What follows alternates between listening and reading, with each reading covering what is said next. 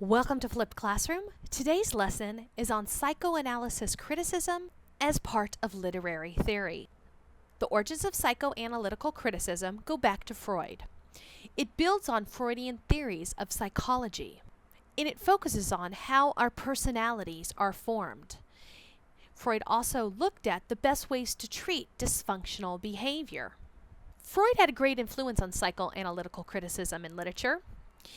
His belief is that people's behavior is affected by their unconscious.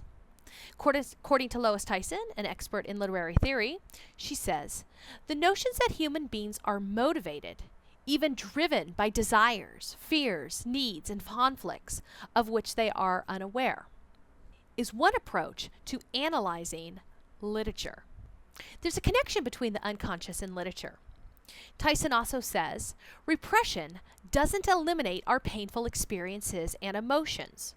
We unconsciously behave in ways that will allow us to play out our conflicted feelings about the painful experiences and emotions we repress. So when reading literature, think about issues of repression that characters are experiencing. Lois Tyson goes on to say, to keep all of this conflict buried in our unconscious, we develop defenses: selective perception, selective memory, denial, displacement, projection, regression, fear of intimacy, fear of death, among many other forms of burying our feelings in the unconscious. So let's take a look at The Wizard of Oz. And if you go back to the story, you have Dorothy who confronts the good witch and the bad witch, and each witch represents an unconscious fear of a painful experience in her childhood and who she would turn to for help. So she projects her fears, her anxieties, her beliefs onto this imaginary world, Oz. This is one example how psychoanalysis is used to understand literature. Freud also develops the idea of the id, the ego, and the superego. Those are our desires and our unconscious conflicts, which give rise to three areas of the mind that wrestle for dominance as we grow from infancy to childhood to adulthood. And often in literature, we will see the conflicts between a character's id, ego, and superego. One concept of Freud's that is specific to literature is the Oedipus complex. As you might remember from the Oedipus story, he's a young man who kills his father and marries his mother. Freud calls this psychological dilemma the Oedipus conflict. Children's needs for their parents and the conflict that arise as children mature and realize they are not the absolute focus of their mother's attention can result in a murderous rage against the father and a desire to possess the mother. And this concept differs in both boys and girls. The boy learns to identify with the father in the hopes of someday possessing a woman like his mother. The girl shifts her sexual desire from the mother to the father.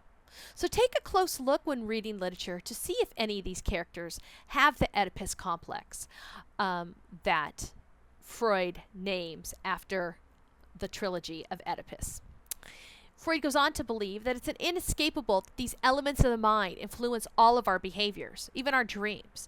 And as adults, this behavior involves what we write.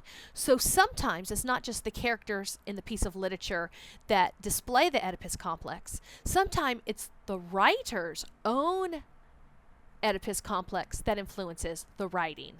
So this brings us the question, are we readers or are we psychiatrists? To what extent is it legitimate for us to psychoanalyze literary characters as if they're real people? According to Lois Tyson, we can read psychoanalytically to see which concepts are operating in the text in such a way as to enrich our understanding of the work.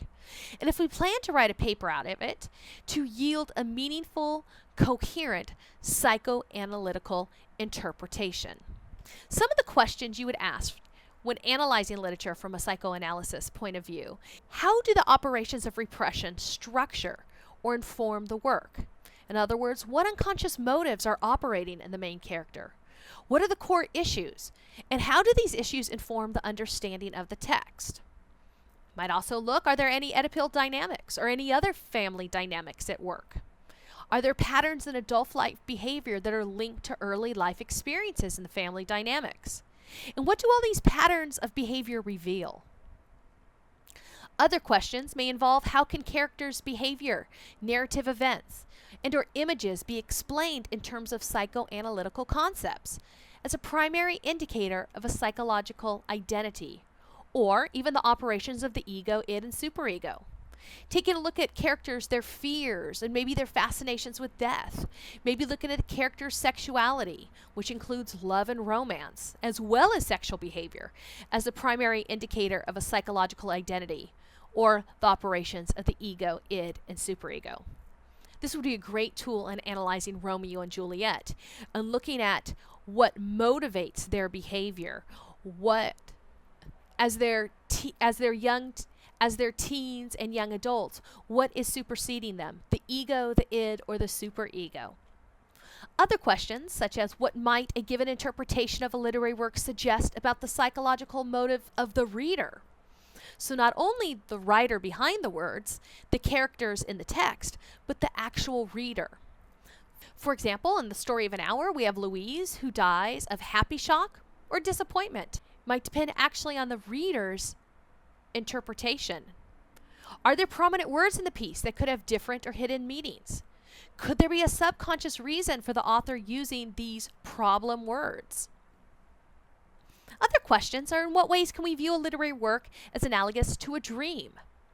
Are there any recurrent or striking dream symbols revealing the way the narrator or the speaker is projecting his or her unconscious desires, fears, wounds, or unresolved conflicts onto other characters, the setting, or event? So in review, psychoanalysis criticism uses a lens that focuses on the subconscious behaviors and beliefs of the author, the characters, and or the readers together. This is one of the lenses to use when analyzing a text. Thank you for joining me today in Flipped Classroom.